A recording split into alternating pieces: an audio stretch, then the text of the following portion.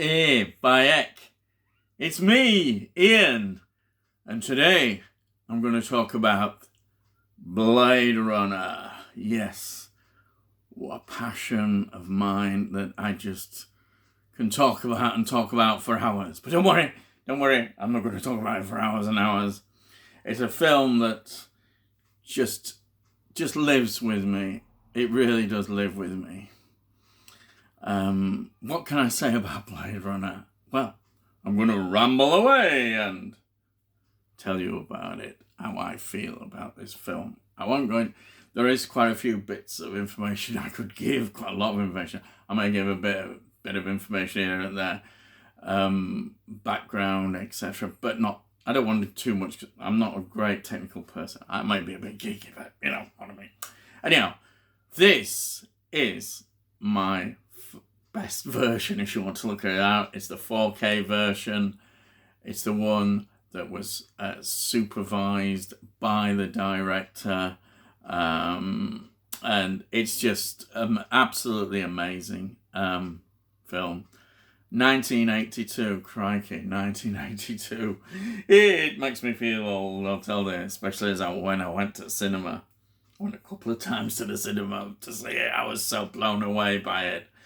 And I remember when it came out on VHS. Oh my God, I had to have it.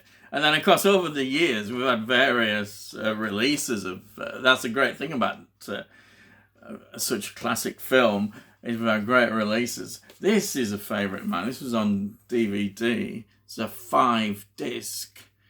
And this has a lot of the different versions, cuts of Blade Runner.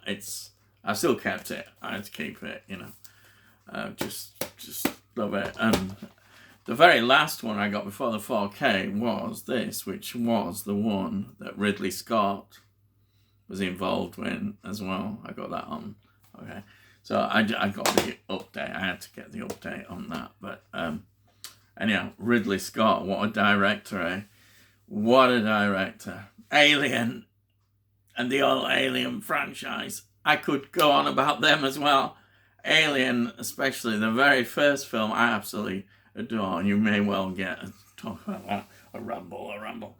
But let's go back to Blade Runner. Hey, Blade Runner, why is it so good? Why does it still resonate so much? And yeah, this amazes me, actually.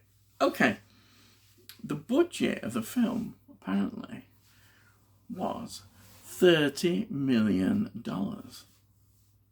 And it made a box office, not immediately, over the time, $41.6 million. Now, at the time, it was considered a bit of a flop and a failure. And especially as my favourite critics gave it mixed reviews. Even nowadays, if you look on Rotten Tomatoes, it's 89%, you know, and you get certain other films that just go on. But it just shows you, take no notice, critics. I'll tell thee that. Take no notice. But anyhow, 89% on Rotten Tomatoes. Hey, anyhow. I mean, there's something, just a magical thing about Blade Runner, how everything just comes together. How good the cast is, of course. Harrison Ford playing the hero, who, let's face it, has not at first talked very highly about his experiences on the film, but as years have gone by, he's explained it more. And I think it's because also that he was forced to do the voiceover narrative, and that certainly the narration was something he didn't agree with, but had to do it. Same with Ridley Scott as well. But anyhow, that's another story about studio pressure and what have you. Yeah, it's also got, I think, a great performance by Sean Young. What an amazing performance by, just incredible. And of course, the leader of the replicants, Rutger Hauer. I mean, what can you say? That final scene, in a way, is so iconic as he's dying away in the rain, and we see that that image, it's just, you just never forget it. It's so powerful. It's like one of those great moments in cinema. And that sort of thing about, and the whole things that surround Blade Runner, I think make it, and it's a bold statement to make, but it is definitely one of the greatest sci-fi films made. It really is. There are others that you can list. And, incidentally, I think Kubrick's 2001 is far too overrated. Yeah, it may have had certain influences, but it's certainly not as influential as this or as powerful as this. 2001, in my book, I've even struggled to watch it. I do struggle to watch it.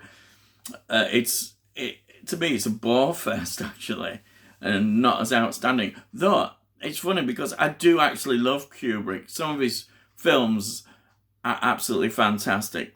You know, like Shining, Full Metal Jacket, Eyes Wide Shut. I love all that. But anyhow, I'm digressed there. But yeah, Blade Runner is in always my book one of the greatest films. When I went to the cinema to see it on the big screen, I just couldn't believe it. The visual image, even though this had the, I still didn't mind it at the time. The narration by Harrison Ford, but those images on the screen were so powerful. I remember seeing it, and it just looking at Los Angeles. Was it 2019 supposedly? There you are, interesting. And I'll tell you what, the film has such an influence that I remember in my little old town here, I was walking along and I saw this big screen with, they used to have, the adverts, but they were all, this electronic screen. I thought, hey, oh, and there was an advert. And guess what? My first thought was Blade Runner. I thought, Blade Runner, look, there it is. The adverts. Matt, I know we're a bit behind here, but to me, it was amazing to see it in our small town. Yeah, there it was, these adverts. But the whole visuals are just so amazing in Blade Runner. And they had an influence, a massive cultural influence. And they still are. They still are. Everything about the fashions, the way, the look of everything. They say cyberpunk and other things were influenced by that. The music, oh my. The music, Vangelis, the soundtrack. Wow, what a soundtrack. It's just, I can't, the film has everything. Yeah, people going about this and that. But this is a film that you could talk about for hours and hours, really. You could just go on and talk about it. Actually, one thing that I love about this is that you think to yourself, well, if they do some kind of sequel, it's never going to be as good. And maybe it isn't, but the Blade Runner 2049, directed by Denis Villeneuve, of the brilliant Dune. Well, that, starring Ryan Gosling, is absolutely fantastic. And Harrison Ford reprieves his role as well. So that adds to the film even more, in my view, that it's there. That's a great film. And you don't often say that about, well, there are some sequels we could talk about, but generally you think, oh, it's not going to be as good. And maybe it isn't quite as good, but it is very good. It is an excellent film, and it's got a great director there as well doing it. But I digress.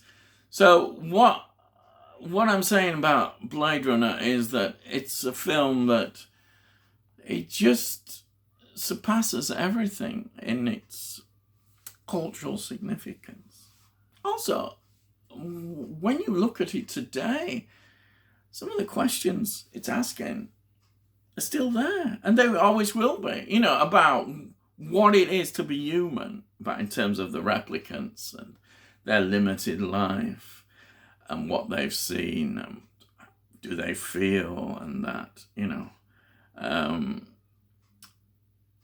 the original Philip K. Dick story was absolutely,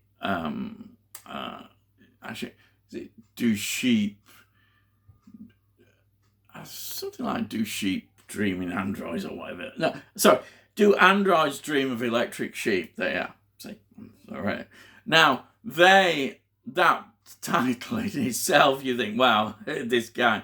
But he is a genius as well, because a lot of his books, things like Total Recall, etc., again, another brilliant film, have developed from his novels. And apparently, is an interesting thing. He at first was very much opposed to the film of Blade Runner. But in the end, just before his death, it was released. Before it was released, he actually saw some clips of the film and really thought it was brilliant and approved it in the end. It was just the vision that he'd been wanting. And that's really nice. Unfortunately, he just died before the film was officially released. So that's interesting as well. But the film, as I said, is still relevant, about the environment and, how we live. Oh, yeah, the ending, of course, yeah. Now, the ending, when the film company had insisted putting bits of, all the happy ending, and which were cuts apparently from The Shining, they were shoved on. Interesting there, Kubrick. Anyhow, so when they got rid of that, it made it a much more bleaker, but yeah, I think understandable film about, the great question, was Deckard a replicant? The Harrison Ford character. And that is in itself another debate that goes on and on, but here we are. So what can I say about that? Well, I just enjoy it, and you decide what you think about that. And I say the whole darker cut, I think, really enhances it even more, and especially as now we've had Ridley Scott's final vision of what he wanted the film to be released, then I think we should be happy with that, really. And it just cements what a wonderful film this is. It really is. I can't even say how wonderful it is, but it is so wonderful. It's just a film that you never ever forget and will live with you forever. It's that good, and it looks good on a big screen. And the 4K release, hey, it's the best you're ever gonna see this. It is the best, and it's lovely to actually own it as a collector media thing. I really feel privileged. It's one of the first films I got on 4K that I had to have. I just had to have this. You got to have it because it's such a great title. It's Reek Grand, and I'll tell thee what. Well, I'll tell thee. It's time now for me to stop rambling on about it and say to you, well, enjoy it. And if you've never seen it, where have you been? Go and watch it. Go and watch it. And if you haven't watched it and don't feel the same, well, that's fine. But I love it, and I always will have a passion for it. It's why I have a passion for films, and this is one of the greatest films ever made. And I'm going to say that without doubt, its significance, everything about it. You can argue with me, but hey, it's just my opinion. So don't worry. That's all it is. So all I say to you is look after yourself, and I'll see thee, and I'll see thee again.